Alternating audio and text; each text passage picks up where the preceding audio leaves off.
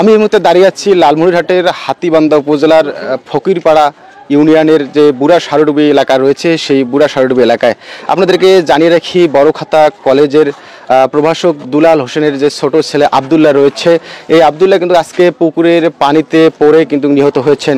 এই খবরের পর এই এলাকা জুড়ে যে শোকের মাতম সেটি বইছে এবং স্থানীয়রা কিন্তু এখন শোকাহত।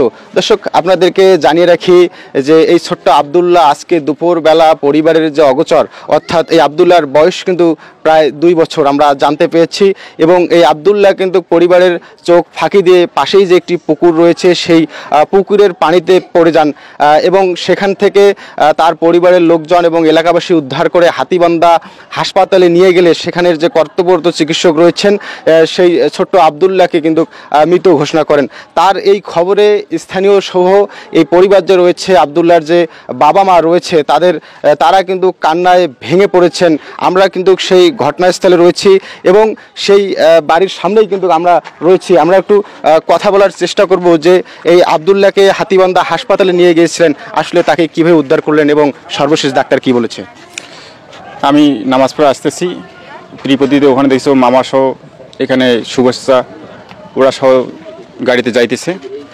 পরে দেখলাম যে বলতেছে আমার সহ বলতেছে যে চলো যাই। পরে নিয়ে গেলাম, যাওয়ার পর দেখা যাচ্ছে ওখানে আমি চিকিৎসা বড়খাতা দেখা যাচ্ছে কোনো জায়গায় অক্সিজেনের ব্যবস্থাও নাই, কোনো ডাক্তারও নাই।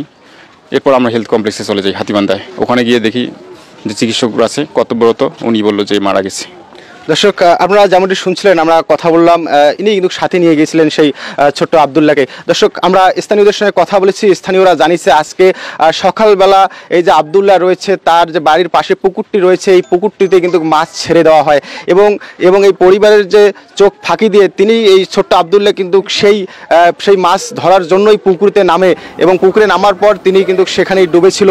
পরে পরিবারের লোকজন খোঁজাখুঁজির এক পর্যায়ে সেখান থেকে এই 2 বছরের শিশু আবদুল্লাহকে উদ্ধার করে হাতীবান্ধা হাসপাতালে নিয়ে গেলে দায়িত্বরত যে চিকিৎসক রয়েছে তাকে মৃত ঘোষণা করে। দর্শক, আপনারা জানেন যে রাত পোয়ালেই যে ঈদ, সেই ঈদের যে আমেজ এবং উৎসবটা ছিল এই পরিবারে, সেই পরিবারে কিন্তু এখন আর নেই। আসলে বিধাতার নির্মম যে পরিণতি, সেই পরিণতির শিকার হয়েছেন এই ছোট্ট আবদুল্লাহর পরিবার। আজকে এই পরিবারের মাঝে ঈদ বলতে সেটি কিন্তু আর নেই, এখন শুধু কান্নার যে রোল সেটি কিন্তু বইছে। দর্শক, আপনাদেরকে জানিয়ে রাখি আবারও বড়খাতা কলেজের যে প্রভাষক রয়েছেন দুলাল হোসেন, তার ছোট ছেলে 2 বছরের শিশু আবদুল্লাহ আজকে দুপুরবেলা পুকুরের পানিতে পড়ে কিন্তু মারা যায়। আর এই মারা যাওয়ার খবরে স্থানীয় সহ তার পরিবারে শোকের মাতম বইছে। পরিমল চন্দ্র বসুনিয়া, ই মিডিয়া, লালমনিরহাট।